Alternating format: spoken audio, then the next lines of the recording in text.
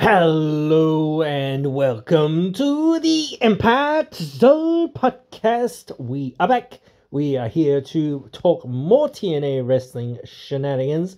This time we are rounding out the Slammiversary card that has gotten all the matches announced. Now I'm not 100% sure why some of these matches are happening, but we'll go through them all as much as what we can. We knew some of these matches were potentially going to happen, and some of these other matches, well, they're sort of surprises, I guess, and whatnot. It still feels like, there is some stuff here that I feel like, well, what's that doing there and whatnot, but we will go through it. Maybe they'll change plans on the night or whatever that has happened in the past. We do know that Nick Nemeth apparently can wrestle. Apparently he has got a torn labrum, though, so that still seems to be like that's a maybe to me. I don't know. I kind of don't know, but we'll see. I guess this one's one of the bigger ones because we've already been talking about it. The Rascals versus the versus Charlie Dempsey's trio of guys. I don't know what they're called. The Combat Club. What are their names? Their names like 3 or 4 words long. Guys, like no one's gonna remember a name that's 3 or 4 words long unless you like put it into like its individual letters or something. Freaking like no one's remembering what these guys, stable name is. I've got no clue what their stable name is. It's too long. Make it shorter or make it just the main letters. Whatever their name, whatever the team name is. The NXT kids there, whatever they're called. No, whatever, Catch Combat Club, blah, blah, blah, whatever their full bloody name is. It's too long. Way too long. So yeah, those guys, we've seen those guys. I'm going to just keep calling them the NXT crew or whatever, in this, I guess. I don't know what else to kind of call them, or Charlie Dempsey's crew or whatever, that might do. The Dempsey clan, I don't know. Whatever. That's at least shorter, and hopefully you guys know who the heck I'm talking about. I'm sure you guys would do. But yeah. I don't even know the other 2 wrestlers' names coming off the top of my head. But there you go. It is what it is. We've seen those, the Charlie Dempsey's crew do some stuff on TNA over the last few weeks. So I feel like, hey, this is a reunion match for the Rascals, which, that's pretty cool and whatnot. So I feel like, I don't know where this sort of thing with Dempsey's crew or whatever is gonna go. I mean, I know that there's gonna still be some, stuff going ahead with NXT and TNA and whatnot potentially throughout. So we've got to wait and see for what that is. I don't know whether they'll get another match. So, but do they need to win here? And would winning do them anything? I don't think it would really. So I think the Rascals winning here makes more sense to me, just as a little bit of a, moment for the fans and whatnot. If TNA, and I know like the Rascals have been heels for a while now, so it's kind of like a little bit hard to kind of get behind them as much or whatever in some way and whatnot, but still it's nice to see the Rascals back, and I think everyone wants to see them win, and I think they sort of should win. I think that makes some amount of sense. So that's where we're at with that one. I think the NXT guys, they could get some nice heat and whatnot, and that could propel them forward into doing more stuff here in TNA, which would be in some way nice, but I just think like you could keep them hot by doing something else, by them beating up the Rascals or something, or beating up somebody else or whatever, continuing this NXT invasion that they're sort of on or whatever. So I think that could be fine. And they should in a way play the numbers game because, like, again, there's 3 of them. So why are you gonna, and I feel like now they're actually getting a lot more on NXT exposure. So it's kind of like, well, they're going down that route of being like, let's figure out what we're gonna do and feature these guys and whatnot. So, like, would they even have time to, like, do too much in TNA? Like, if they do win, like, what's the point? They might as well walk out and, do other things and whatnot, I guess. So that's where I'm sort of at with that. Anyway, move on. This is another match we knew probably would happen. Eddie Edwards and Myers versus the ABC. Now, again, I think we already sort of said and discussed this, that I don't see the ABC winning. I like the ABC, and I think the ABC, getting their title match here, it's been a long time coming, and whatnot, so it's nice to sort of finally get to this, but it's one of those things where it's like, well, at this point, it's kind of like, well, I think they've also been kind of a little starved of tag teams, but now the Hardys are here and whatnot, so I think they're trying to build to a Hardys, big proper tag team match, maybe at Bound for Glory, I'm not too sure, but, it is a significant point in time that, will, it won't culminate, but I sort of should say culminate in, a match, for them, and a final sort of farewell for them. But anyway, the same thing is sort of true here for ABC. I don't really just see them doing anything because I just see that the system needs to be a dominant force for a while longer. Even, if something unpredicted sort of happens in the world title picture, you still need that system to be as strong as possible. You don't want all the wheels to be falling off. You want, to build more things going forward with them. So I just see it like that. Santana versus Jake something. Okay, what the heck? Like, I literally don't understand why this match is happening and why it's happening at Slammiversary and why it's on the main card. Like, what the heck? I have, like, what? Like, I really don't get it. I don't understand the logic here, at all. Like, where is the logic, behind this match? Like, if they're gonna have a match, okay, I guess, sure, but don't put it on the main card. Like, this would be a fine match, I guess, but, like, there's nothing here to be interested in. Like, these are two guys that don't have any real, like, connection, or, like, like, they were in the number one contendership matches and whatnot, but, like, like, that was pretty much it and whatnot. So, like, and, like, still they're both baby faces, so it's like, well, what's this? Like, it'll be a good match, I guess. That's about it. It's got nothing going on for it. So there's another match that, is on the pre-show that I feel like should take this slot, or this match just shouldn't even be happening, or should be making way for other things. And I think you've got to feature Santana in some way, sure, but, like, this isn't a way to do that. I just don't see the point in this. It's like, I don't know. I don't understand this. This doesn't make any sense. But whatever, I guess.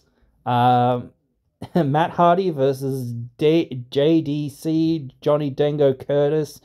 I guess I didn't say who I thought was winning between Santana and Jake something.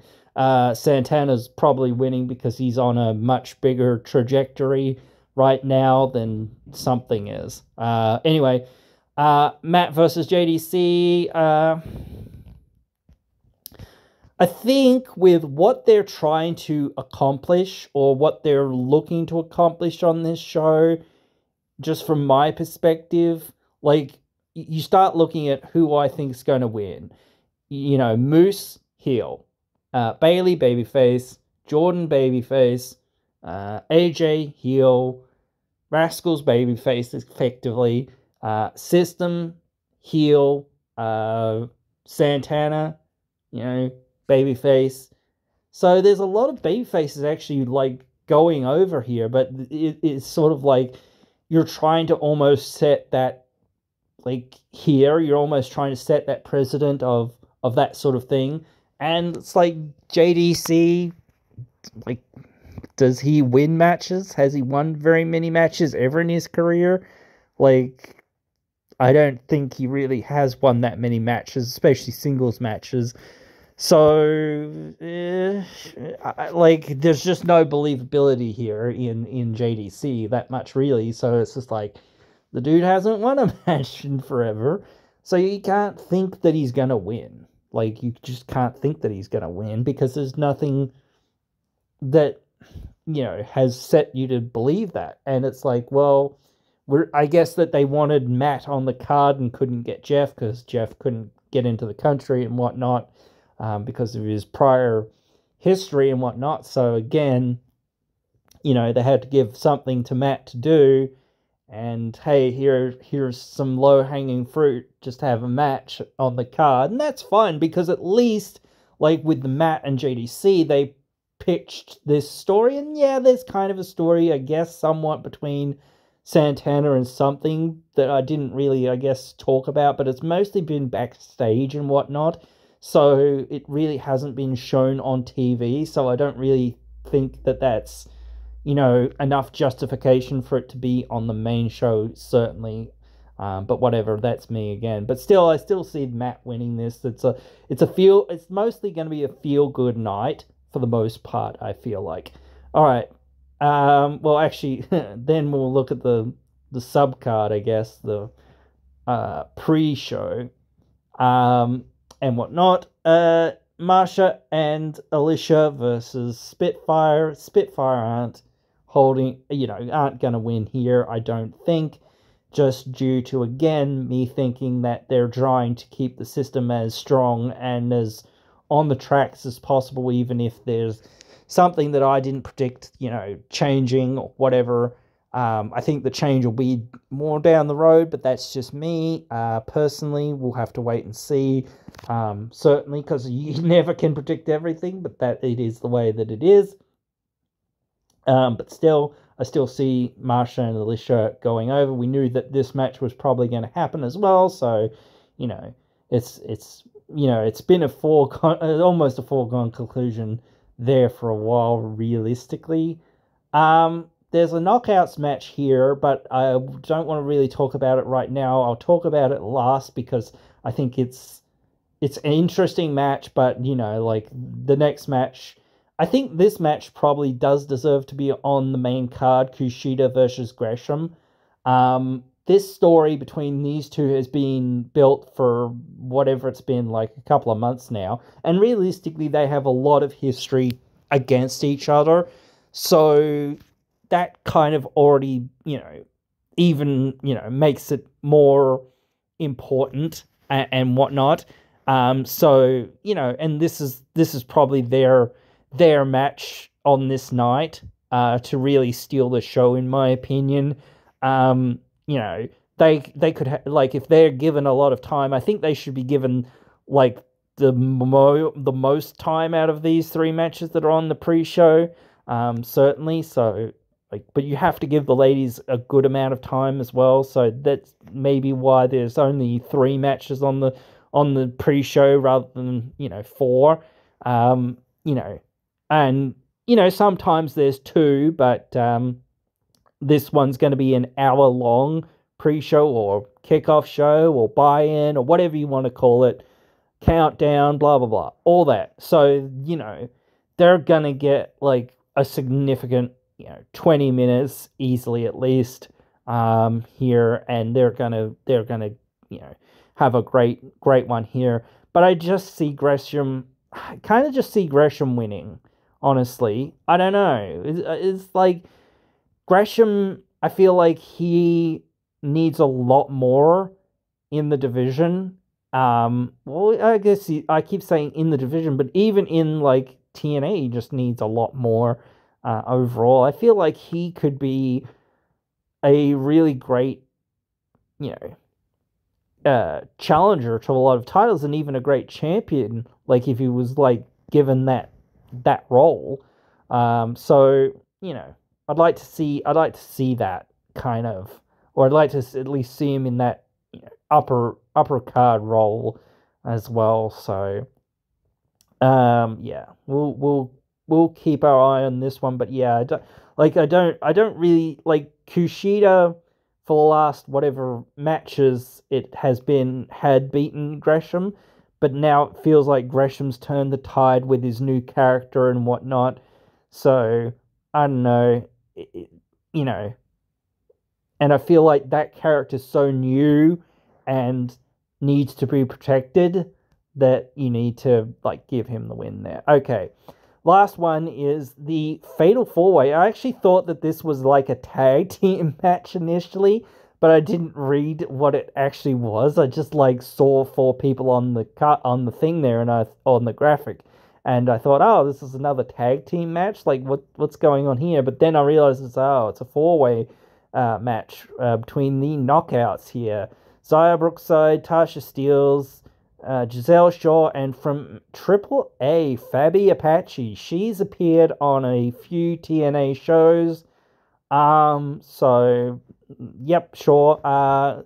Basically a person that's either going to be the one that's taking the pin, or the person that's maybe going to somehow win this match. Like, it's either one or the other, and I see her more eating the pin than anything else. Like, then you start saying, well, who's going to walk out of this match?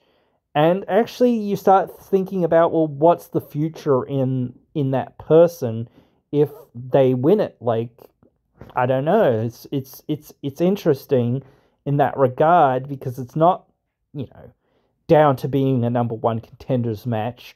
So, but that's kind of the impetus of a lot of these matches, or even any match, really. In the end, you're starting to look like, okay, well, if you win a match, you're getting closer. And, Tasha hasn't won a match in a fair while.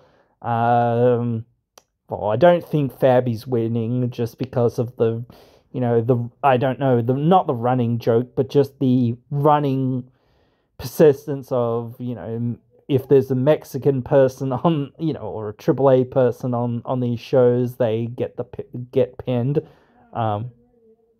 Good. So yeah, like I just see that's where that's going and whatnot. With her being pinned, so it comes down to who is getting that pin, and as I sort of saying, I don't see Tasha winning because she hasn't really won very much. She hasn't been featured very much.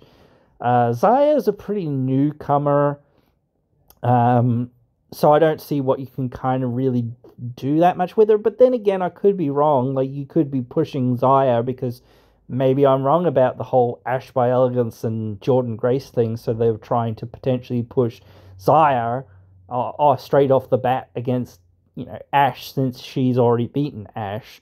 So I don't know, but still, that doesn't seem too likely or whatnot. That would be possible, I guess. So maybe. But then there's Shaw, who's really gotten a lot of momentum over the last few weeks since returning. This would help that. I don't know what you do with her then, though, because like if Jordan's still the champion, she's kind of like between a rock and a hard place. So, like, if you're trying to position her for a win and then a title match or something like that down the line, it's like, well, you know, we've already seen that a couple of times, and we, like, you're probably not taking the title off Jordan like that. So I don't know about that. It doesn't really seem like the way that they'd go. So we have to keep our eye on this one. To see what develops there in that one. You know, you never know, you could be wrong, but the traditional sort of things would say that's where it's at. Now, this is now the full card for the show. They said that there would be surprises. I'm assuming that's NXT stuff, mostly.